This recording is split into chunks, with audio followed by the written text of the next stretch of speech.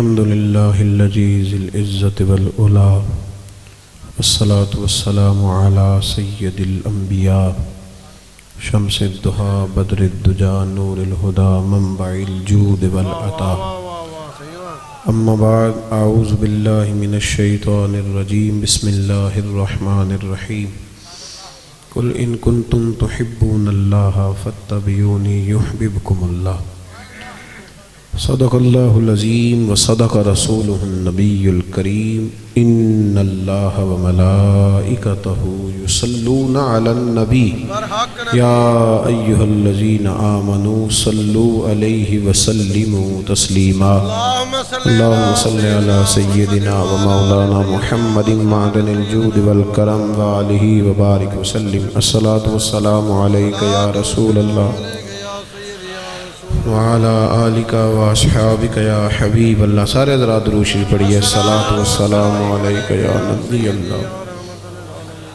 وعلى آلك وأصحابك یا حبیب اللہ. تمام تعریف حمد و ثنا اللہ تعالیٰ جل جلالہ کے لیے. ہر قسم کے درود و سلام نبی رحمت صلی اللہ علیہ وسلم کی ذات والا صفات کے لیے حمد و صلات کے بعد علی مرتبہ ذی وقار علماء کرام حاضرین و سامعین محفل میلاد مصطفیٰ صلی اللہ علیہ وسلم میں اور آپ حاضر ہیں. یہ دعا فرمائیں اللہ تعالی ہم سب کو دین کے ساتھ اخلاص کی توفیق عطا فرمائے. اللہ تعالی ریاکاریوں سے بناوٹوں سے اور ذاتی شہرت سے ہم سب کو محفوظ رکھے. عزیز دوستو، انسان نے اپنا اپنا معیار عزت کے لحاظ سے چن لیا ہے. کچھ لوگ یہ سمجھنے لگے ہیں کہ شاید بہت زیادہ لوگ جس کو جانے وہ آدمی بڑا عزت والا ہوتا ہے، حالانکہ بدنام جو ہوں گے تو کیا نام نہ ہو. کیا بات ہے. کچھ لوگ سمجھتے ہیں کہ بہت زیادہ پیسہ ہو تو پھر انسان عزت والا. کچھ کا خیال یہ ہے کہ جس کو سارے لوگ رستہ چھوڑ کے سٹیج پہ لے جائیں وہ شاید زیادہ باعث عزت ہے. لوگوں نے اپنے اپنا معیار بنایا، لیکن یاد رکھنا اللہ تبارک و تعالیٰ نے ساری عزتیں اپنے محبوب کے قدموں کے ساتھ وابستہ. سبحان اللہ. آپ دین کو چھوڑ کر عزت حاصل کر نہیں سکتے. عزت ساری دین کے ساتھ وابستہ ہے. میری بات پہ توجہ کریں آپ حضرات، اور تھوڑی دیر آپ بات کو سمجھیں گے. میں اتنی دیر بات کروں گا جتنی دیر محسوس کروں گا کہ آپ میری بات کو سمجھ رہے ہیں. یہ کوئی پابندی نہیں ہے کہ اس کو بات کو بڑا کھینچ کے کرنا ہے.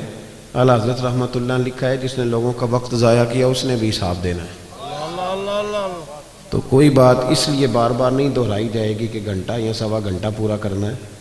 بات ایک آپ سے عرض کرنی ہے، جو عنوان میرے ذمہ لگایا گیا اس پر کچھ بات عرض کرنے کی کوشش کرنی ہے. یہ یاد رکھیں کہ انسان جتنی مرضی بھی ملمہ سازی کر کے اپنے آپ کو بڑا کرنے کی خود کوشش کرتا ہے نا، وہ اتنا پیچھے ہٹتا جاتا ہے. عزت وقار یہ ہے ہی اللہ کے پاس، اور اللہ جس کو چاہتا ہے عطا فرماتا ہے. ساری دنیا مل کے کسی شخص کو باعزت کرنا چاہے تو کر نہیں سکتی، اور سارے لوگ مل کے کسی کو رسوا کرنا چاہیں تو کر نہیں سکتے. ہمارے ہاں نا بہت زیادہ جھوٹ آ گیا، بہت زیادہ. نفس نے جب تک غلبہ کیا نا لوگوں پہ تو عجیب و غریب سی کشمکش ہے، نہیں سمجھ نہیں آتی. پہلے یہ حال ہوتا تھا کہ لوگ سچائی میں اپنا حسن سمجھتے تھے. اب ہم جب بچی کا رشتہ دکھاتے ہیں تو کرائے کے مکان میں چلے جاتے ہیں، جھوٹ بولتے ہیں کہ یہ بھی ہے وہ بھی ہے. تو جب آپ رشتے کی بنیاد جھوٹ پہ رکھیں گے تو اس میں پھر محبت کیسے پیدا ہو. صرف مسئلہ یہ نہیں ہے کہ لڑکے والے لالچی ہیں، مسئلہ یہ ہے کہ لڑکی والے لالچ دے رہے ہیں. تو جھوٹ کے سہارے لوگ عزت حاصل کرنے کی کوشش کرتے ہیں. ابھی میں محفل میں آیا تھا تو ہمارے نقیب نے آپ کو یہ دعوت دی بھائی نے کہ آپ اٹھ کے استقبال کریں. میری یہ رائے ہوتی ہے، میری یہ رائے ہے کہ اٹھ جانا ہی تو خالی ادب کا نام نہیں نا جی. جو دل سے ادب کرتا ہے وہ نہ بھی اٹھے تو پھر بھی ادب والا ہی ہے. مطلب آپ دیکھیں نا، آپ روڈ پہ اگر وزیر چڑھ جائے تو پھر بھی غریب کو رستہ نہیں ملتا، تو اگر کوئی پیر چڑھ جائے تو پھر بھی رستہ کوئی نہیں ملتا. 50 گاڑیاں آگے لگی ہوئی ہیں، بڑی مشکل حالت ہے، پیچھے ہٹ جاؤ، بندوقوں والے فلانے. یہ معیار نہیں. آپ اگر سمجھیں کہ یہ معیار ہے، اس سے کچھ دیکھیں نا. آپ تو لوگ سمجھتے ہیں جس کی تصویریں زیادہ چھپتی ہیں وہ زیادہ عزت والا ہے. کوئی معیار ہے؟ تو دولت بھی معیار نہیں، پھر معیار کیا ہے؟ اللہ کریم نے قرآن مجید میں فرمایا اے میرے محبوب کے غلاموں، اگر تم اپنے رب سے محبت کرنا چاہتے ہو نا تو پھر میرے نبی کی غلامی کرو، اور تمہیں ملے گا کیا؟ قل ان کنتم تحبون اللہ، محبوب ان سے فرما دیجیے اگر یہ اللہ سے محبت کرنا چاہتے ہیں تو فاتبعونی، ان سے کہیے آپ کی غلامی کریں۔ عزت کتنی ملے گی؟ یحببکم اللہ، واہ واہ واہ، اللہ خود ان سے محبت فرمائے گا۔ اللہ کرے آپ کو سمجھ آئے میری بات کی، لفظوں پہ غور فرمایا کریں۔ قرآن مجید کی آیت ہے یحببکم اللہ، اللہ خود ان سے محبت کرے گا۔ جس سے وزیر اعظم محبت کرے اس کا کیا حال ہوتا ہے؟ ایم این اے اور ایم پی اے صاحب محبت کریں تو وہ آدمی تو بیچارہ سیدھا کھڑا بھی نہیں ہو سکتا، اتنا بھاگتا دوڑتا ہے۔ تو میں نہیں پتا کہ ہماری پارٹی کی حکومت ہے، تو بتلاؤ نا میرے بھائی، جس سے اللہ محبت کرے۔ سبحان اللہ، کیا بات، اپنا معیار یہ سمجھ لیں کہ سچ میں معیار ہے۔ وہ ہمارے ہاں نا لوگ یہ سمجھنے لگے ہیں کہ اچھے اخلاق والا وہ ہوتا ہے جو میٹھا بولتا ہے، تو میں کہتا ہوں میٹھا تو لوگ مطلب کے لیے بھی بولتے ہیں۔ میٹھا فقط اخلاق میٹھا بولنے کا نام تو نہیں نا میرے بھائی۔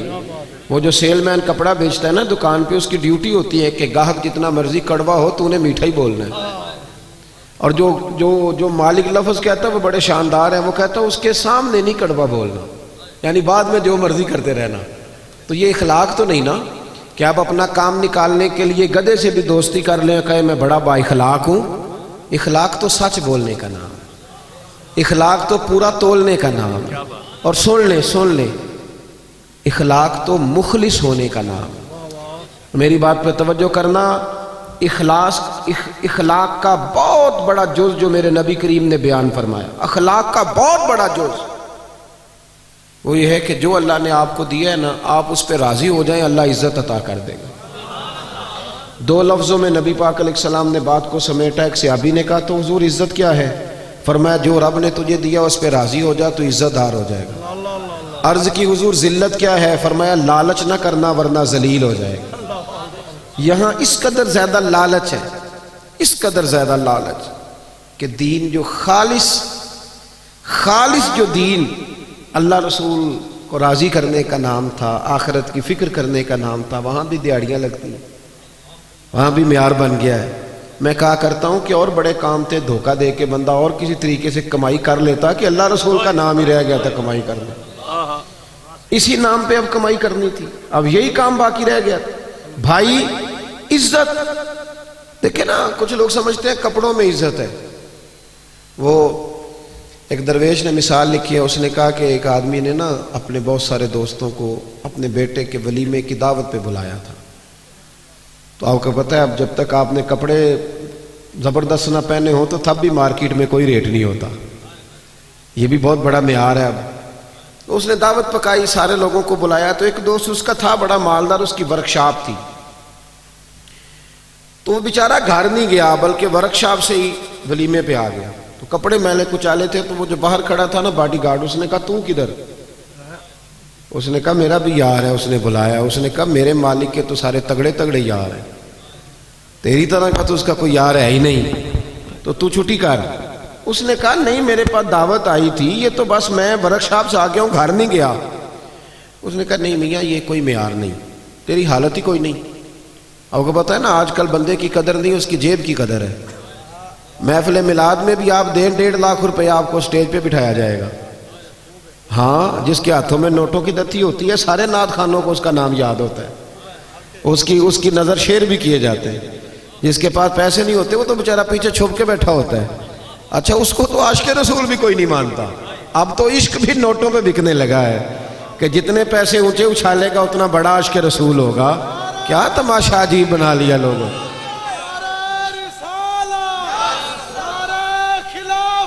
سنیں جی، اللہ آپ کو جزا دے، اللہ آپ کو سنیں میری بات۔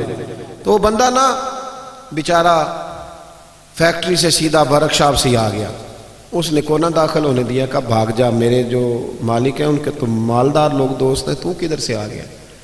اس کو بڑا غصہ چڑھا، وہ گھر گیا، کاٹن کا سوٹ پہنا، اچکن شچکن پہنی، اچھی طرح تیاری کر کے آیا، تو اس نے گھسنے دیا۔ اس نے کہا نہیں اب ٹھیک ہے، آپ کا حق بنتا ہے۔ وہ جب اندر گیا تو اس نے ڈونگا منگایا سالن کا، اور اپنے کپڑے سالن میں ڈبونے شروع کر دیے.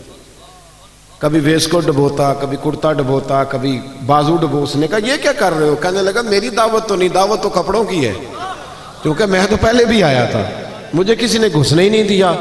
یعنی معیار کپڑے بن گئے, معیار گاڑی بن گئی. یہ عزت ہے, یہ وقار ہے ہمارا, یہ وقار ہے. یعنی پیر صاحب کے آستانے میں بھی جس کے ہاتھوں میں شاپر زیادہ ہو اس کو ذرا آگے جگہ ملتی ہے, اور جو بیچارہ غریب ہو اس کو کہتے ہیں تو جمعرات والے دن سویرے 8 بجے آنا, اس دن ذرا میری نظر زیادہ سولی ہوتی ہے, تیرے اوپر کرم کی نظر ہوگی. یہ معیار ہے, یہ طریقہ ہے. لو سنو معیار کیا ہے.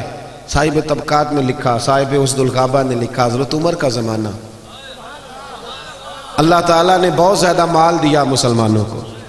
حضرت حضور اکرم علیہ السلام کے زمانہ ظاہری میں بھی اسلام پر غربت رہی, حضرت ابو بکر صدیق کے زمانے میں بھی غربت رہی, حضرت عمر کے زمانے میں بڑا مال آیا اور لوگوں کو مال ملا. میں نے ایک مضمون لکھا تھا, کبھی شاید اس عنوان پر میری کوئی گفتگو بھی کہیں موجود ہو. میں نے کہا تھا کہ فقیری وہ نہیں ہوتی کہ بندے کی جیب میں کچھ نہ ہو تو فقیر ہے. فقیر ہوتا ہی وہ ہے جو بادشاہی میں فقیری کرے, جو بادشاہی میں فقیری کرے نا, سارا کچھ ہو پھر بھی فقیر ہو, وہ فقیر ہوتا ہے. حضرت عمر کے زمانے میں نا بڑا مال آیا, ظاہری اسباب بھی اللہ نے بڑے دیے, بڑے اسباب. حضرت عبد الرحمن ابن عوف رضی اللہ تعالیٰ عنہ فرماتے ہیں بحرین سے مال غنیمت آیا تو مسجد نبوی میں اتنا بڑا ڈھیر لگا کہ جو اونچے قد والے لوگ تھے وہ بھی مال کے پیچھے چھپ گئے. بدری صحابہ کو 50 ہزار دینار ملے. کتنے جی؟ اللہ تعالیٰ فضل فرمائے. 50 ہزار دینار, سمجھے کروڑوں روپیہ ملا. حضرت عمر کو بھی ملے, لیکن حضرت عمر کے صاحبزادے فرماتے ہیں کہ مسجد سے وہ نکلے اور گھر جانے تک انہوں نے 50 ہزار سارے غریبوں میں بانٹ دیا. صحابہ نہ مسجد میں بیٹھ گئے, میری توجہ سے بات سننا.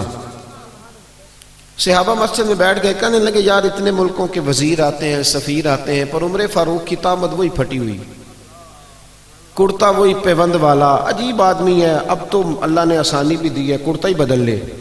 سب کہنے لگے جی کہنا چاہیے, کہنا چاہیے, یہ تجویز آپ کی ٹھیک ہے, بالکل کہیں گے, میں بھی کہوں گا, آپ بھی کہیں گے. جب طے ہو گیا نا عمر کو کہنا ہے تو حضرت ابو دردہ بولے, کہنے لگے یہ تو ٹھیک ہے عمر کو کہنا ہے کرتا لے لو, پر یہ بتاؤ کہ اس شیر سے بات کس نے کرنی ہے, اس شیر سے. اب تو لوگوں کی جیبیں الگ الگ ہے نا, 1000 والی جیب الگ ہے, 5000 والی الگ ہے. اب تو یہ معاملہ ہی ختم ہے نا کہ پیسے دینے ہیں کہ نہیں دینے. تو کہا کس نے کہنا حضرت عمر سے؟ تو صحابہ کہنے لگے کہ ایک بندہ ہمارے پاس ہے جو حضرت عمر سے بات کر سکتا ہے. کہا وہ کون؟ کہنے لگے مولا علی شیر خدا, حضرت علی. اور ان لوگوں کا آپس میں بڑا پیار تھا. اشداء علی الکفار رحماء بینہم, کافروں پہ سخت تھے, آپس میں تو بڑے ہی رحم دل تھے, پیار تھا. اور جب قرآن کہتا ہے آپس میں رحم دل تھے تو پھر ہم قرآن کی مانیں گے, کسی غیر کی نہیں مانیں گے. قرآن نے کہہ دیا آپس میں رحم دل تھے تو پھر کسی اور سے ہمیں تفصیل لینے کی کوئی ضرورت نہیں ہے. حضرت علی سے کہا تو مولا علی شیر خدا کہنے لگے بات تمہاری ٹھیک ہے, کرتا عمر کو نیا پہننا چاہیے, میں بھی اسی حق میں ہوں, پر میرا وہ سجن ہے, میں اس کی طبیعت کو جانتا ہوں, مجھے پتا ہے یہ بات میں بھی نہیں کر سکتا اس کے ساتھ, کیونکہ میں جانتا ہوں. تو جناب پھر کون کرے گا؟ تو حضرت عمر کہنے لگے ایک بندہ ہے, ایک شخصیت ہے, وہ کہیں گے تو عمر مان جائیں گے. کہ وہ کون؟ کہ ام المومنین سیدہ عائشہ صدیقہ رضی اللہ تعالی عنہا, وہ مومنوں کی ماں ہے, ہر ایک کے لیے قابل احترام ہے, وہ کہیں گی تو عمر مان جائیں گے. جناب عمر کسی کی پرواہ نہیں کرتے تھے. کسریٰ کے بادشاہ نے وقت مانگا تو فرمایا جاؤ دوڑ جاؤ, ٹائم کوئی نہیں. لیکن سیدہ عائشہ کے پاس لوگوں نے جا کے کہا کہ یہ بات ہے, عمر کو کہنا کرتا نیا پہنے. جب جا کے کہا نا, اماں جی نے کہا عمر سے بات کر لیتے ہیں, بلاؤ نا ذرا عمر کو. حضرت عمر کو پیغام گیا تو دوڑے ہوئے آئے, پردے کے پیچھے اتحیات میں بیٹھ گئے, آنکھوں میں آنسو. اماں جی میں نے دیر تو نہیں کر دی, اماں جی کوئی میں نے کوئی حکم ماننے میں دیر تو نہیں کی؟ کہا نہیں وقت پہ آ گئے ہو. اماں جی کیا حکم تھا؟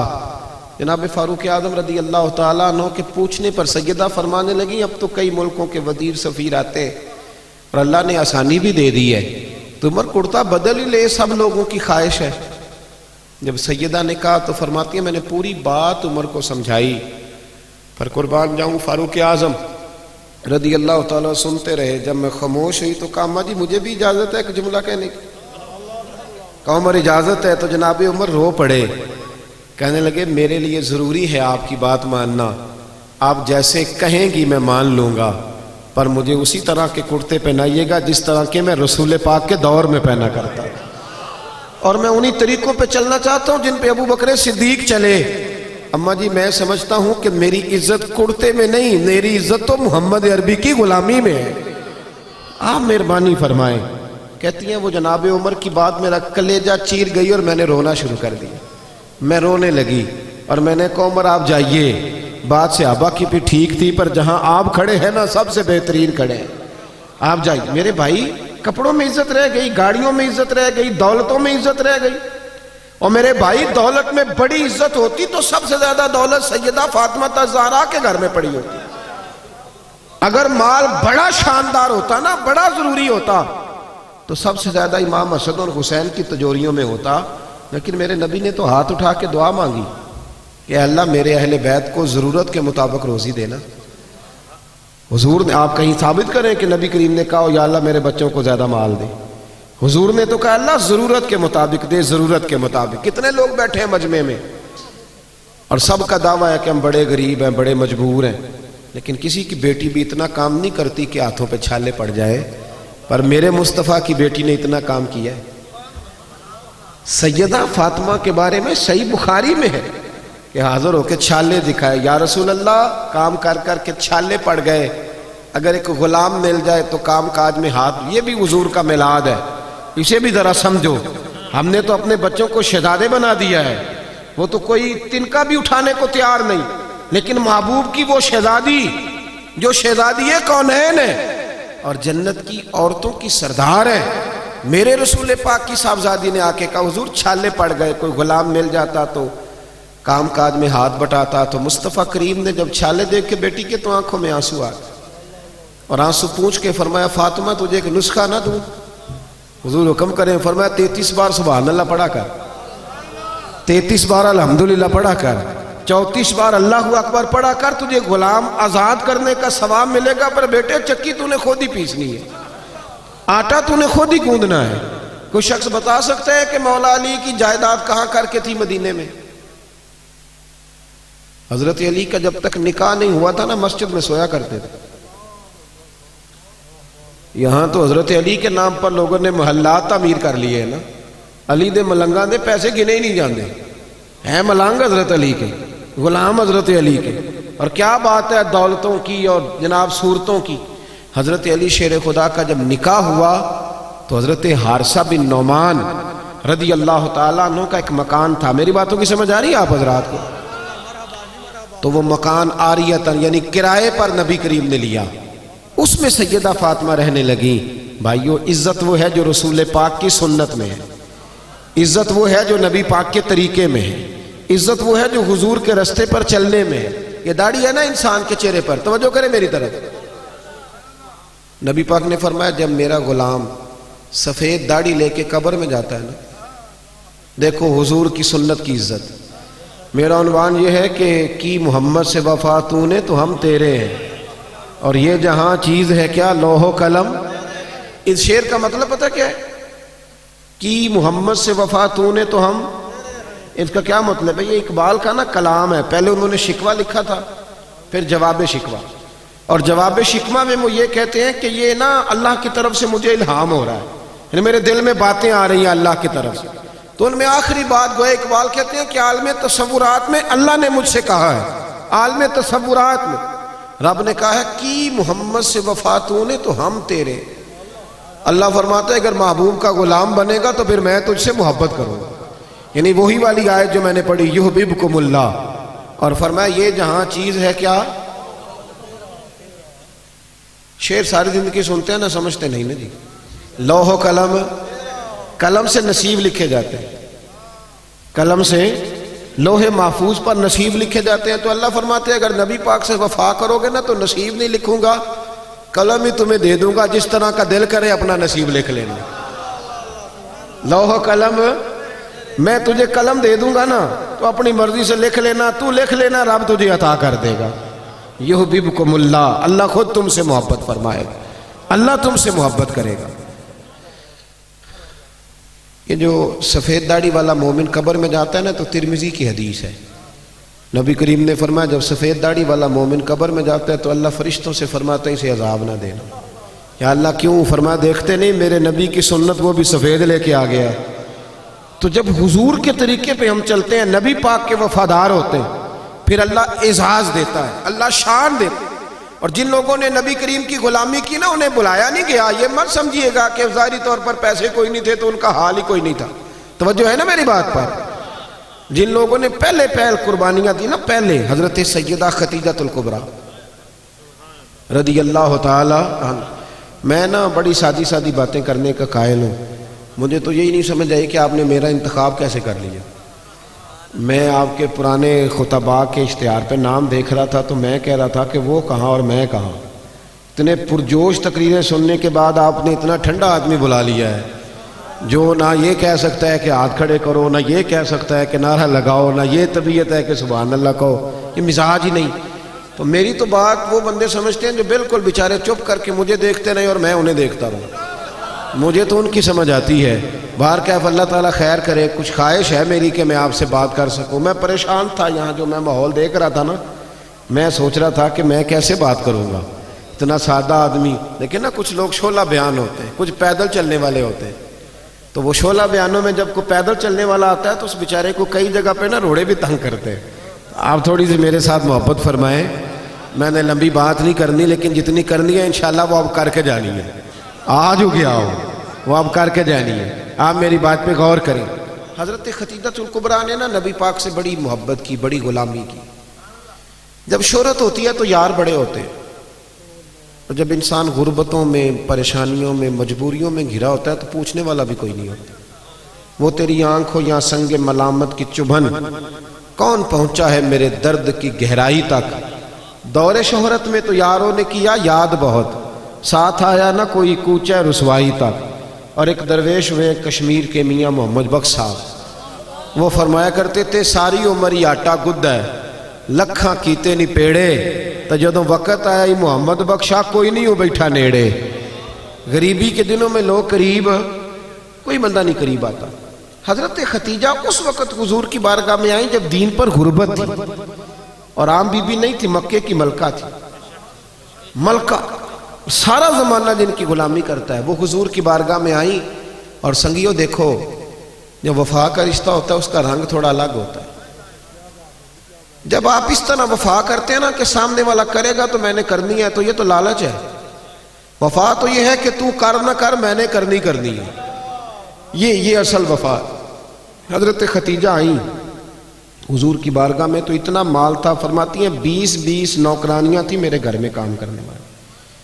और फिर बुखारी मुस्लिम में मौजूद है कि एक वक्त वो भी आया कि सैयदा खतीजतुल कुबरा खुद खाना पका के निकली और कच्चे बावर्ची खाने में रोटी पकाई, और आपके कुर्ते को ना 10 पैबंद लगे हुए।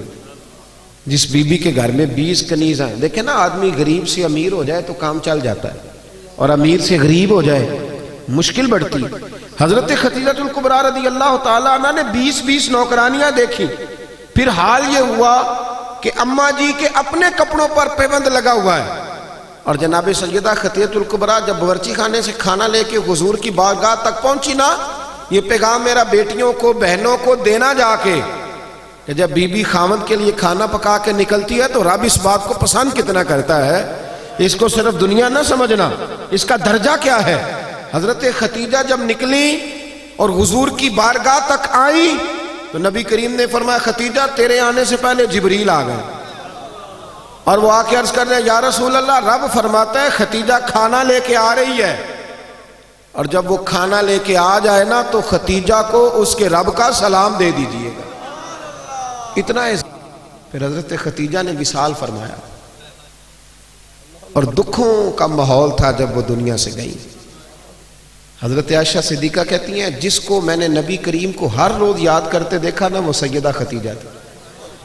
हर वक्त हुजूर याद करते, उठते बैठते जिक्र करते। एक दिन अल्लाह के महबूब घर में गोश्त लाए, ये लफ्ज़ इमाम यूसुफ साली ने लिखे। हुजूर घर में गोश्त लाए, سیدہ عائشہ کو دیا، فرمایا عائشہ یہ گوشت پکاؤ۔ جناب عائشہ کہتے ہیں گوشت صاف کرنے لگی تو حضور نے فرمایا شوربہ ذرا زیادہ کرنا۔ میں نے کہا حضور کیوں، مہمانوں نے آنا ہے؟ تو حضور فرمانے لگے نہیں، مجھے پتہ چلا مدینے میں ختیجہ کی کچھ سہیلیاں آئی ہیں، ان کو بھی تھوڑا گوشت بھیجنا ہے، تو ذرا زیادہ شوربہ کرنا۔ جناب عائشہ صدیقہ کہتی ہیں ہمیشہ حضور ذکر کرتے تھے، تو آج میں نے کہا ایک بات کر نہ دوں؟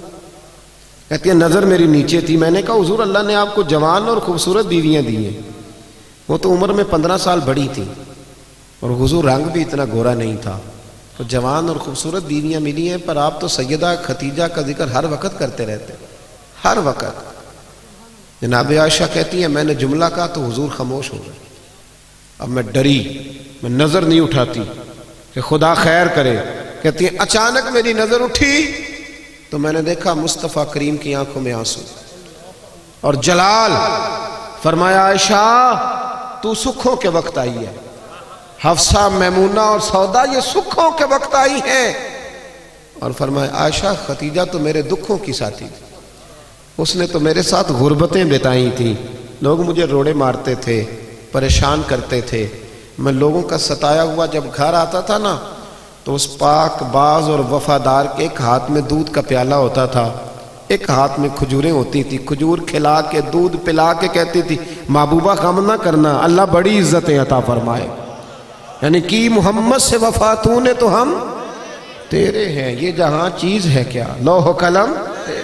میرے بھائی یاد رکھیں دین نا ہمیشہ، یہ ہمارے بعض لوگ نا پریشان ہو جاتے ہیں، اور کئی دفعہ جب میں کسی کو دیکھتا ہوں نا، میں ایک دارالعلوم کے سالانہ جلسے میں گیا تھا تو میرے ایک سنگی ہیں تو بڑے عجیب شکوے کر رہے تھے، لوگ عزت نہیں کرتے، تو میں نے کہا کوئی فرض ہے لوگ تیری عزت کریں؟ لوگ علماء کی عزت نہیں کرتے، میں نے کہا میرے خیال میں تو بہت ہی زیادہ کرتے، اور اگر کوئی نہیں بھی کرتا کسی وجہ سے تو وہ منت تھوڑی کرنی ہے کہ ہماری عزت کرو۔ عزت نہ مانگ کے لی جاتی ہے نہ چھین کے لی جاتی ہے، اور کچھ ضروری ہے قوم عزت کرے، عالم کی یہ عزت کم ہے کہ نبی کریم علیہ السلام نے فرمایا جب مومن طالب علم گھر سے پڑھنے کے لیے نکلتا ہے نا، ابھی نکلا ہے، پڑھا نہیں، مدرسے نہیں گیا، ابھی گھر سے نکلتا ہے، اللہ کے معصوم فرشتے اس کے پیروں کے نیچے اپنے پر بچھا دیتے ہیں، لیکن پروں کو دیکھ کے اتنے راضی نہیں نہ ہوتے، راضی تبھی ہوتے ہیں جب گلے میں نوٹوں کا ہار پڑے۔ یہ کوئی ضروری ہے کہ اسی چکر میں پڑے رہنا؟ آپ اس طرح بھی تو توجہ کریں نا، تھوڑا نیچے بھی جھکے۔ بھائی معیار دین جو ہے نا، دین جھوٹ موٹ کا بھی کوئی دین پہ عمل کرنے لگ جائے تو اس کی بھی موجیں لگ جاتی، اللہ کرے آپ کو سمجھ آئے۔ یہ جھوٹ موٹ کے جو لوگ ہیں وہ بھی بازاروں میں نہیں گھومتے، یہ جو اللہ خیر کرے عاشق رسول نعت خواہ میں ملے ہوئے ہیں، جو عشاء پڑھ کے آتے ہیں اور فجر سے پہلے پہلے واپس چلے جاتے ہیں، کوئی پتہ نہیں کیا ماحول ہے، ساری زندگی ہو گئی حضور سے عشق کرتے پر داڑھی نصیب نہیں ہوئی، یعنی کس قسم کا عشق ہے؟ جو عشق تو ہے اور سنت نہیں رسول اللہ کی، یہ ساری زندگی بیت گئی اور نصیب نہیں ہوئی۔ اب تو خیر پیر بھی بہت سارے مارکیٹ میں آ گئے، مولوی صاحب کی تھوڑی سی چھوٹی ہو تو ان کے پیچھے نماز نہیں ہوتی، تو پیر کی چھوٹی ہو تو بیعت ہو جاتی ہے، لیکن ہمارا معیار ہے نا جی، مولوی صاحب کی مسجد سے چھٹی ہو جاتی ہے، پیر صاحب کو کون نکال سکتا ہے گدی نشینی؟ جرت ہے کسی کی؟ اب تو پیروں کے بچوں کو لوگ شہزادے کہنے لگے ہیں، تو میں نے کہا اس کے ابے کو بادشاہ کہا کریں پھر، کیونکہ شہزادے تو بادشاہوں کے ہوتے ہیں۔ عجیب معیار بن گیا نا، اس کو بدلیں، فقیری اور چیز کا نام، فقیری تو رسول اللہ کی غلامی کا نام ہے۔ اورنگزیب عالمگیر کے بارے میں اعلیٰ حضرت فاضل بریلوی رحمۃ اللہ نے لکھا ہے کہ اورنگزیب عالمگیر ایک دن بیٹھے تھے تو ایک بہروپی آ گیا، آ کے کہنے لگا بادشاہ میں روپ بدل کے دکھاؤں گا، اگر آپ مجھے نہ پہچان سکے تو میں آپ سے انعام لوں گا۔ اورنگزیب کہنے لگے کہ میں کوئی ایسے ویسے ہی حکمران ہوں، ہمارے پاکستان کے حکمران تو کہتے ہیں مجھے تو سویرے پتہ چلا ہے کہ ملک میں کیا ہو رہا ہے، ہندی سویرے آنکھ کھلی ہے تو پتہ چلا ہے، نہ ادھر ادھر کی تو بات کر، یہ بتا کہ قافلہ کیوں لٹا، مجھے راہزنوں سے غرض نہیں تیری راہبری کا سوال ہے۔ کہتا ہے جی مجھے سویرے پتہ چلا ہے، تو اتنا نابینا تھا تو تجھے آنے کی کیا ضرورت تھی؟ ہوش کرنا بھائی، اب تو حکمران ہے، تو خیال کر، معیار کو سمجھ۔ اورنگزیب سے بہروپیہ کہنے لگا روپ بدل کے دکھاؤں گا، اگر آپ نہ پہچان سکے تو انعام لوں گا، تو بادشاہ کہنے لگا تو زور لگا لے جتنا ہے، ایسا کوئی بہروپیہ ہے ہی نہیں جو مجھے دھوکہ دے سکے۔ ملا جیون کے شاگرد تھے نا اورنگزیب عالمگیر، صاحب تفسیرات احمدیہ کے، تو تو بادشاہ نے نا ایک دن کوئی ٹیچر بھرتی کرنے تھے تو وہ بھی آ گیا بڑی ساری ٹوپی پہن کے، جس طرح جناح کیپ نہیں ہوتی آج کل، تو بڑی ساری ٹوپی پہن کے نا تو وہ بھی پہنچ گیا، ہاتھ میں چھڑی پکڑی ہے اور ویسٹ کو ٹچ کر بڑا اچھا تیار ہو کے آیا۔ بادشاہ سب ٹیچروں کے انٹرویو کر رہے تھے، جب اس کی باری آئی نا تو بادشاہ نے 10 روپے دیے، کہنے لگا یہ تیرا آنے جانے کا کرایہ ہے، میں نے تجھے پہچان لیا ہے، چل دوڑ جا۔ اس نے کہا بھی تو واقعی بڑا سیاح ہے۔ کچھ دنوں کے بعد نا بادشاہ نے کہا کہ میں نے سپاہی بھرتی کرنے، تو یہ بھی آ گیا۔ کو 2-3 مہینے کے بعد مونچھیں ذرا بڑی کر لی اور بال تھوڑے بڑھا لیے، سمجھ لے کوئی اینک وینک لگا لی، روح بدل کے آیا۔ بادشاہ کے سامنے بہت سارے لوگ کھڑے ہوئے، جب اس کی باری آئی تو بادشاہ نے 10 روپے دیے، کہا میاں جا کوئی اور چکر چلا کے آ۔ بادشاہ جب سفر پہ جایا کرتے تو فقیر آیا کرتے تھے مانگنے والے۔ 2-4 مہینے کے بعد بادشاہ نکلا سیر کے لیے جانا تھا تو فقیر آ گئے، اس نے بھی نا منہ پہ سیاہی مال لی، کپڑے پھاڑ لیے، ہاتھوں میں کاسا لے لیا۔ بادشاہ نے باقیوں کو 5-5 دیے، اس کی باری آئی تو 10 دیے، کہا میاں یہ تیرا کرایہ آنے جانے کا، میں نے تجھے پہچان لی۔ اعلیٰ حضرت رحمت اللہ لکھا ہے اس کو، 2 سال بیت گئے بہروپیے کو روپ بدلتے، لیکن جب بھی وہ روپ بدل کے آتا بادشاہ پہچان لیتا۔ ایک دن بادشاہ جہاد کے لیے جا رہا تھا ہندوؤں کے ساتھ، ایک ریاست سے ٹکرانا تھا، ہزاروں کا لشکر اس کے ساتھ فوج کا، گرمی بڑی سخت تھی۔ بادشاہ ایک گلی سے گزر رہا تھا، ایک روڈ سے گزر رہا تھا، اس نے دیکھا کہ ایک بہت پہاڑی ہے، اوپر لوگ چڑھ بھی رہے ہیں اتر بھی رہے ہیں۔ اس کے دل میں خیال آیا کہ ادھر کیا ہے؟ ایک آدمی سے پوچھا یہاں کیا ہے؟ اس نے کہا جی وہاں نا اوپر ایک درویش بابا بیٹھا ہے، لوگ اس سے دم کراتے ہیں، دعا کراتے ہیں، اللہ اللہ کراتے ہیں، نیک آدمی ہے۔ تو پرانے سارے لوگ اللہ والوں کو ماننے والے ہوتے تھے۔ بادشاہ کہنے لگا میں بھی اچھے کام جا رہا ہوں، چلو میں بھی دعا کرا رہا ہوں۔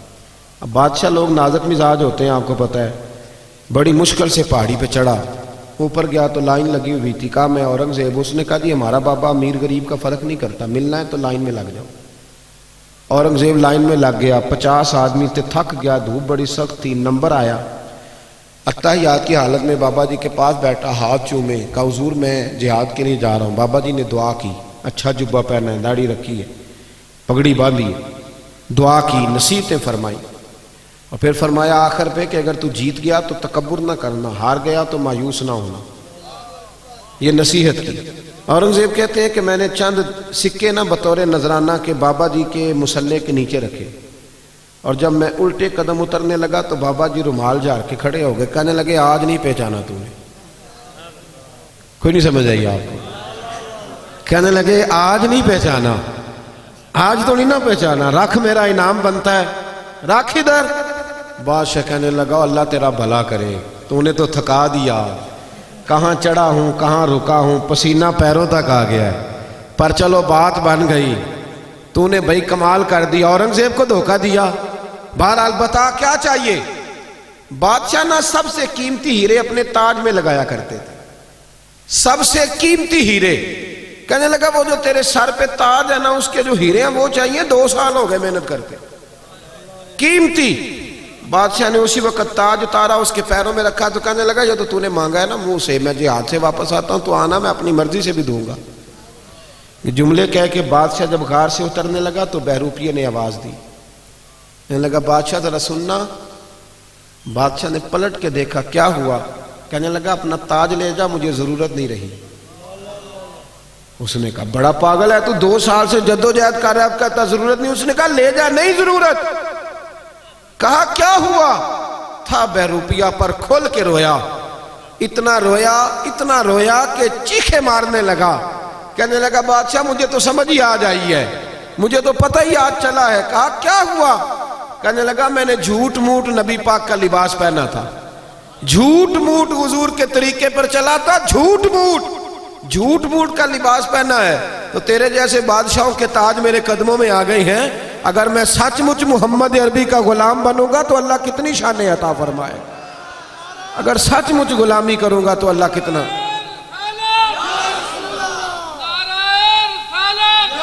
بھائی یہاں تو جنہوں نے جھوٹ موٹ نام لیے ان کی موجیں لگ گئی، تو جو سچ مچ کریں گے بتائیے اللہ کتنی شانیں عطا فرمائے۔ اپنا معیار نہ بدلیں کبھی بھی معیار. ہمارا معیار بڑا عجیب ہو گیا ہے, بڑا عجیب معیار ہے.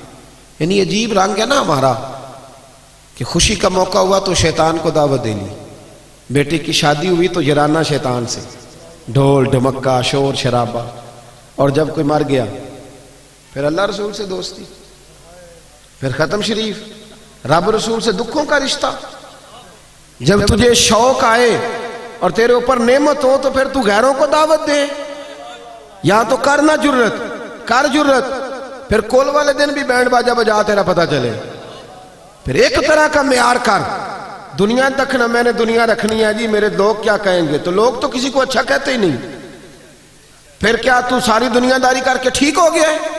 صحابہ نے کوئی معیار نہیں بنایا, انہیں پتا تھا کہ مصطفیٰ سے وفا کریں گے تو بچیں گے, رسول اللہ کی غلامی کریں گے تو اس غلامی. حضرت سلمان فارسی آپ جانتے ہیں کہ انہوں نے پہلے بہت بڑے رئیس کے بیٹے تھے, پھر حضور کی تلاش میں نکلے تو کہاں رکے, کہاں گزرے, کہاں پہنچے, غلام بن کے مکے اور مدینے میں وقت گزارا, یہودی کے باغ میں مزدوری بھی کی, اور پھر اللہ نے ایسا انعام دیا کہ حضرت عمر کے زمانے میں ایک صوبے کے گورنر بھی بنا دیے گئے, صوبے کے گورنر بنا دیے گئے.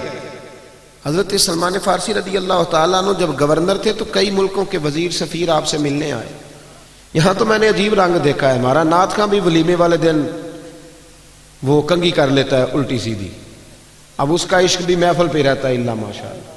اور میں نے دیکھا ہے کہ جب دنیا داروں کی محفل ہوتی ہے تو بہت سارے دیندانوں کے رنگ بھی بدلے ہوئے ہوتے ہیں, یعنی ٹوپیاں, امامیں, دستاریں, یہ ساری چیزیں صرف نا اب اس طرح ہے جس طرح کوئی لباس پہن لو تو آ جاؤ, بعد میں چھٹی. یہ تو معیار مسلمان کا نہیں نا. رسول اللہ کا غلام تو ہر جگہ رسول اللہ کا غلام ہی ہوتا ہے. یہ تو نہیں نا کہ یہاں وہ نبی پاک کا غلام ہے اور جب شادی میں جائے گا تو پھر کس کا ہے جی. یہ تو دو رنگی چھوڑ کے یک رنگ ہو جا, سراسر موم ہو جا یا سنگ ہو جا. حضرت سلمان فارسی بیٹھے تھے, آپ کو پتا ہے جب نیا نیا لوگوں کے پاس پیسے آتا ہے نا تو پھر ان کے حالات بدل جاتے ہیں, پھر بچے بھی کہتے ہیں ابا جی اب دور بدل گیا, اب دور میں ایک شادی میں جا رہا تھا تو میرے آگے آگے باپ بیٹا چل رہے تھے, تو بچہ اپنے ابا جی سے کہتا ہے ابا جی اتھے ان جا کے نا تے میٹھے چولاں تے سالن پا کے نہ کھایا جی. میرا پیار تھا اس بچے سے تو میں نے اس کو روکا, میں نے کہا بیٹے اصل میں نا تیرے ابے نے سیانا ہونا تھا پر تو ذرا دیر سے پیدا ہوا ہے, اگر ابا جی سے پہلے آ جاتا تو تیرا ابا سیانا ہو جاتا, اب تو آیا دیر سے. تو اب بھی اس کو سمجھا تو کہنے لگا جی آپ تو ناراض ہو گئے, تو میں نے کہا وہ خیال کرو, والد کے ساتھ بھی کوئی اس طرح بات کرتا ہے, والد کو بھی کوئی اس طرح کے ساتھ لفظوں کے ساتھ یاد کرتا ہے کہ آپ سیانے ہی نہیں. یعنی ماں باپ کو بھی یہ کہا جا سکتا ہے, جو وقت کا محدث ہوتا ہے نا محدث, اور جو امام وقت ہوتا ہے اس کی ماں ان پڑھ بھی ہو تو محدث کی جنت بھی ماں کے قدموں کے نیچے ہی ہے, یہ کوئی معیار نہیں. اور اپنے وقت کا بہت بڑا مفسر قرآن ہو تو میرے نبی کریم نے فرمایا اللہ اسی کا راضی ہوگا جس کا ابا راضی ہوگا. باپ چاہے ان پڑھ ہو, صرف مومن مسلمان ہونا شرط ہے, تو معیار نہ بدلے. حضرت سلمان فارسی بیٹھے تھے, کھانا لگا ہوا تھا دسترخوان پہ. حضور علیہ السلام نے فرمایا ہے کہ جب تم دسترخوان پہ روٹی کھاؤ تو کوئی لقمہ دسترخوان پہ گر جائے تو اٹھا کے کھا لو, اللہ تمہاری بخشش فرما دے گا. تو اب کئی وزیر سفیر آئے ہوئے تھے, اب تو دسترخوان رہے نہیں, آپ کو پتہ ہے اب تو ڈائننگ ٹیبل ہے اور اب تو معیار بالکل بدل گیا. تو دسترخوان پر بیٹھے تھے سب لوگ, ایک لقمہ حضرت سلمان فارسی کے ہاتھ سے دسترخوان پر گر گیا. آپ نے پہلے وہ لقمہ اٹھایا, پھر دسترخوان پہ انگلی پھیر کے نا اس کو چاٹنے لگے, تو قریب ایک صحابی کان میں کہنے لگے حضور ٹھہر دے, یہ لوگ کیا کہیں گے, ان کو جا لینے دیں, اس کے بعد کر لیجئے گا, ان کو نہیں پتا ابھی ہمارے معیار کا. کان میں بات کی تھی, چاہیے تھا حضرت سلمان فارسی بھی کان میں جواب دیتے, پر وہ تو جذباتی ہو گئے. فرمانے لگے کیا کہا تم نے, یہ لوگ کیا کہیں گے. فرمایا ان 4 دنیا داروں کے لیے میں اپنے نبی کا طریقہ چھوڑ دوں, ان 4 دنیا داروں کے لیے رسول اللہ کا طریقہ چھوڑ دوں. اور پھر اتنے جذبات میں آئے کہ پگڑی اتر گئی, اپنے بال ہاتھوں سے پکڑ لی اور فرمانے لگے سن, میں تو مکے اور مدینے کے باغوں سے کھجوریں اتار کے بیچتا تھا, یہ جو میرے سر پر عزت کے بال ہیں یہ محمد عربی کے اگائے ہوئے ہیں. حضور نے مجھے عزت دی ہے اور آج میں حضور کا طریقہ چھوڑ جاؤں, نبی پاک کے طریقے سے ہٹ جاؤں, نہ معیار بدلے. مسلمان کی عزت صرف اور صرف میرے نبی کے قدموں میں ہے. یہ جتنا مرضی باؤ بن جائے، اپ ٹو ڈیٹ ہو جائے، یہ سارا زمانہ گھوم کے آ جائے، اس کی عزت رسول اللہ کے قدموں۔ میں ملک سے باہر گیا تو آپ کو پتہ ہے ہمارے جو باہر لوگ ہیں تو وہ بڑا بڑا رنگ دکھاتے ہیں، وہ پکی سڑکیں دیکھ کے پریشان ہو جاتے ہیں کہ ان کی سڑکیں بڑی پکی ہیں۔ تو مجھے بھی انہوں نے بڑے بڑے ٹھنڈے ٹھنڈے شہر دکھائے، بڑا کچھ ہوا، مجھے بہت سارے وہاں کے شہر دیکھنے کا موقع میسر آیا۔ تو واپسی پہ جو میرے میزبان تھے وہ مجھے کہنے لگے آپ کو ہمارا ملک کیسا لگا؟ تو میں نے کہا یہ تبصرہ کرنا کوئی ضروری ہے؟ کہنے لگے نہیں آپ واپس جا رہے ہیں تو ایک سوال ہوتا ہے تو بتا دیں کیسا لگا۔ تو میں نے کہا میری اصل میں مجبوری یہ ہے کہ میں انگریزوں کا یہ ملک دیکھنے سے پہلے مدینہ دیکھ چکا ہوں، اور مدینہ دیکھ کے اب میں کسی انگریز کے ملک کی تعریف کروں تو یہ ہو نہیں سکتا، یہ معیار نہیں۔ جنوں ویکھ کے ٹھر دیاں اکھیاں نے، جنوں ویکھ کے ٹھر دا سینہ ہے، ربا تیری ساری خدائی چ ایک ہی تے شہر مدینہ ہے۔ یہ کیا معیار ہوا کہ وہاں کھڑے ہو کے وہاں سمجھ کر مدینہ منورہ میں حضور کے مواجہ پہ حاضری دیکھ کے باہر نکلا تو میرے شہر کے ایک بہت بڑے سیاسی آدمی تھے، مجھے مل گئے، پیر صاحب السلام علیکم۔ وعلیکم السلام۔ تو کہنے لگے آپ بڑی گھٹن والی زندگی گزار رہے ہیں، کسی بڑے بڑے آدمی کے پاس نہیں جاتے تو آپ کو لے نہ جائیں ذرا اسلام آباد کی؟ تو میں نے کہا جی مجھے بھی آپ کی بھی کوئی سمجھ نہیں آئی کہ جس بندے کو سب سے بڑی بارگاہ میں کھڑے ہونے کا موقع مل جائے پھر وہ چھوٹا ہی ہے نا کہ چھوٹے چھوٹے لوگوں کے پاس جا کے منتیں کرتا پھرے۔ کہنے لگے کیا مطلب؟ میں نے کہا مجھے تو حضور نے اپنے مواجہ اقدس پہ کھڑا کر لیا ہے، اب میں وڈیروں کے سامنے جاؤں، اب میں دنیا داروں کے سامنے جاؤں، اب میں ان کی طرف دیکھوں؟ یہ معیار نہیں مسلمان کا، خوددار بن کے جئیں گے، اس لیے کہ ہماری عزت نہ دولت سے نہ شہرت سے، عزت تو رسول اللہ کے قدموں سے۔ حضرت عمر فاروق کے پوتے تھے حضرت سالم بن عبداللہ بن عمر، طواف کعبہ کر رہے تھے، مکے کا گورنر آ گیا عبد الملک بن مروان، بیت اللہ وہاں بھی نا میں نے دیکھا اللہ ماشاءاللہ بیچارے مرید وہاں بھی جو الجھ گئے نا وہ وہاں بھی بیچارے بوتلیں اٹھائی ہوئی ہیں بھاگے ہوئے۔ میرا بھی ایک مرید ہے بڑی دور رہتا ہے مکے سے، مجھے فون کیا کہنے لگا پیر صاحب ناراض نہ ہونا میں بڑی دور ہوں آ نہیں سکتا۔ اور میں نے کہا خدا کے بندے اگر تو بڑا مالدار ہوتا تو تجھے یہاں آنے کی کیا ضرورت تھی؟ غریب آدمی ہے، اپنی مزدوری کر دھیان سے، میں تو حاضری دینے آیا ہوں کہ یہاں بھی میں چندے اکٹھے کرنے کے لیے آیا ہوں۔ معیار بدلے تھوڑا سا۔ یہ جو رشتہ دار جاتے ہیں وہاں جا کے ان کی بھی خواہش ہوتی ہے کہ سارے رشتہ دار آ جائیں، ماں بدولت حاضر ہوئے، وہ بھائی وہ مزدوری کرنے گیا ہے، اس کا خیال کرے تھوڑا سا، معیار بدلے۔ خودداری میں عزت ہے۔ یہ جو لوگ سہارے ڈھونڈتے پھرتے ہیں نا کہ میری پھپھی مہربان ہو جائے امریکہ والی تو میں بچ جاؤں گا، اور میرا ماموں لندن والا نظر کرم کرے تو میں بچ جاؤں گا، کوئی سیاست دان ہے، بزدل لوگ ہیں، یہ کمزور ہیں، چھوٹے دل کے ہیں۔ جو تگڑے لوگ ہوتے ہیں وہ سہارے ڈھونڈا نہیں کرتے، وہ سہارا بنا کرتے ہیں۔ جو باوقار لوگ ہوتے ہیں، حضرت سالم بن عبداللہ طواف کعبہ کر رہے تھے تو آپ کو پتہ ہے جب 7 چکر پورے ہوتے ہیں تو بندہ بیت اللہ کے سامنے ہوتا ہے، تو کعبہ شریف کے بالکل سامنے کھڑے تھے تو خلیفہ آ گیا، آ کے کہنے لگا السلام علیکم، فرمایا وعلیکم السلام۔ کہنے لگا جی میں مکے کا گورنر ہوں، کو حکم ہو تو بتائیے گا۔ تو حضرت سالم بن عبداللہ فرمانے لگے تو بڑا ہی بیوقوف ہے بھائی، کس نے تجھے گورنر بنا دیا؟ کہنے لگا حضور کیا ہوا؟ فرمایا بڑا پاگل ہے تو۔ کہا حضور حکم کریں۔ فرمانے لگے بیت اللہ شریف میں آ کے خانہ کعبہ کے سامنے کھڑے ہو کے بھی میں دنیا داروں سے مانگوں گا، یہاں آ کے بھی۔ آپ کو پتا اللہ حضرت نے لکھا ہے کہ کسی فقیر کو مسجد میں 1 روپیہ دو تو باہر نکل کے کفارے کے طور پر 70 روپے دو، یعنی یہ مسجد میں بھی آ کے بندوں سے مانگتا ہے۔ یہاں تو اللہ رسول سے مانگنا چاہیے تھا، اولیاء سے مانگنا چاہیے تھا، اور یہاں آ کے بھی سیٹھوں سے سوال کرتا ہے، مسجدوں میں آ کے بھی، مسجدوں میں بھی۔ وہ خطیب صاحب کہتے ہیں جی میں نبی پاک کے نام کا کھاتا ہوں، اور پہلے کہتے ہیں 25,000 جمع کراؤ پھر چلوں گا۔ بھئی تو حضور کے نام کا کھاتا ہے تو نبی پاک تو تجھے گھر میں بیٹھے بیٹھے بھی دے دے گے، یہ کیا معیار ہے؟ کہتے ہیں جی میں نے حاضری لگوانی ہے نبی پاک کی بارگاہ میں۔ تو میں نے کہا گھر بیٹھ کے نعت پڑھ لے، وہاں بھی حاضری لگ جاتی۔ حضور تو ہر جگہ حاضر و ناظر ہیں، دیکھتے ہیں، معیار بدلے، سمجھے۔ حضرت سالم ابن عبداللہ فرمانے لگے اللہ کے گھر میں آ کے بیت اللہ کے سامنے کھڑے ہو کے بھی سیٹھوں اور نوابوں سے مانگوں گا، یہاں آ کے بھی۔ تو وہ ڈر گیا، کہنے لگا پہلی دفعہ کسی فقیر سے پالا پڑا تھا، میرے پیروں تک پسینہ نکل گیا، یہ تو مرد ملا ہے۔ کہتے ہیں میں نہ وہاں سے باہر نکلا جیسے آج کل لوگ باب عبدالعزیز سے یا باب فہد سے باہر نکلتے ہیں۔ کہتے ہیں میں باہر نکلا تو حضرت سالم بن عبداللہ بھی باہر آئے، تو میں نے کہا حضور اب تو بیت اللہ نہیں، اب تو باہر آ گئے مسجد الحرام سے، اب بھی کوئی حکم ہو تو بتا دیں۔ فرماتے ہیں مسکرانے لگے، کہنے لگے اگر تو نہیں جان چھوڑتا تو چل بتا تجھ سے دین مانگوں کہ دنیا مانگوں؟ کیا مانگوں، دین کے دنیا؟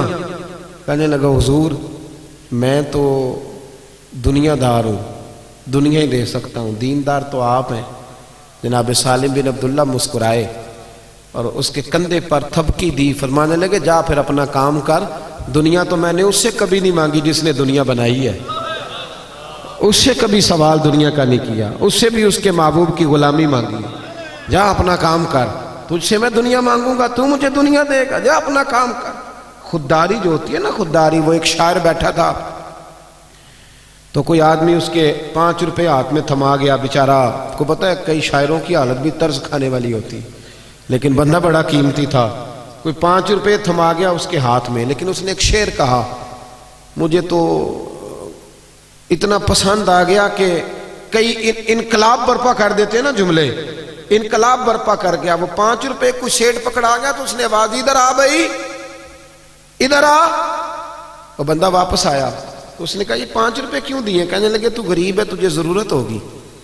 تو وہ کہنے لگا ضرورت ہوگی تو میں اللہ سے مانگوں گا، اللہ کے رسول سے مانگوں گا، اپنے مرشد سے مانگوں گا، سیٹھوں نوابوں سے مانگوں۔ اٹھا اور شعر کہا تو قلم توڑ دیے، کہنے لگا یہ آرزوئے کرم اور میں آپ سے کروں، یہ آرزوئے کرم اور میں آپ سے کروں، یہ بھیک اس کو دیجئے جس کا خدا نہ ہو، یہ بھیک اس کو دیجئے جس کا خدا نہ ہو، میں تو خدا والا ہوں اور محمد مصطفیٰ والا ہوں، مجھے تو بڑا کچھ ملتا ہے، یہ لے جاؤ۔ کسی اور گردن کو جھکا دیتا ہے خیرات کا پتھر، جہاں میں مانگنے والوں کے سر کبھی اونچے نہیں ہوتے۔ پرانے بادشاہ جو ہوتے تھے نا، ان کو بڑا شوق ہوتا تھا تعریفیں کرانے کا، ان کو بڑا شوق ہوتا تھا، اور ان کو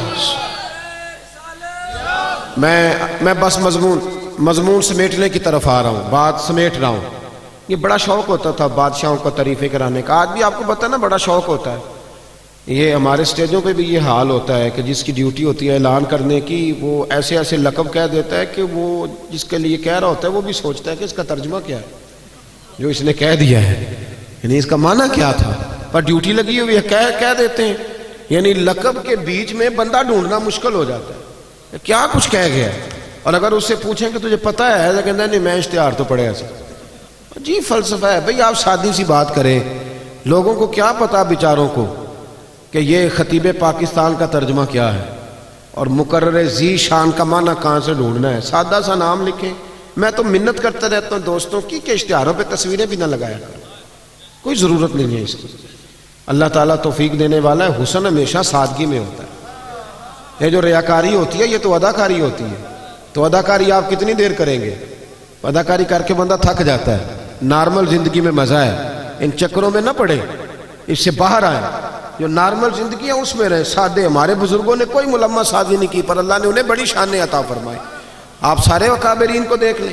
فرزق شاعر گزرا ہے اہل عرب کا، تو وہ بڑے زبردست قصیدے لکھتا تھا، بڑے زبردست قصیدے لکھتا تھا، تو بادشاہ اسے انعام دیتے تھے۔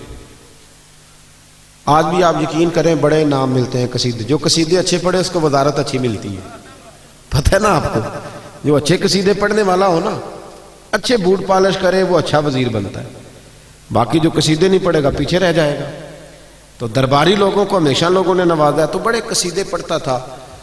عبد الملک بن مروان کہتے ہیں میں طواف کعبہ کے لیے جب حاضر ہوا نا، تو میں طواف کر رہا تھا تو میرے بالکل پیچھے نا حضرت امام زین العابدین بھی آ گئے۔ جب امام زین العابدین آئے تو لوگوں نے رستہ چھوڑ دیا۔ کچھ عزتیں خدائی ہوتی ہیں نا، لوگوں نے رستہ چھوڑا، تو خلیفہ کو بڑا برا لگا کہ مجھے میرے لیے چھوڑا نہیں، امام کے لیے چھوڑا ہے، پر تیری نسل پاک میں ہے بچہ بچہ نور کا، تو ہے عین نور تیرا سب گھرانہ۔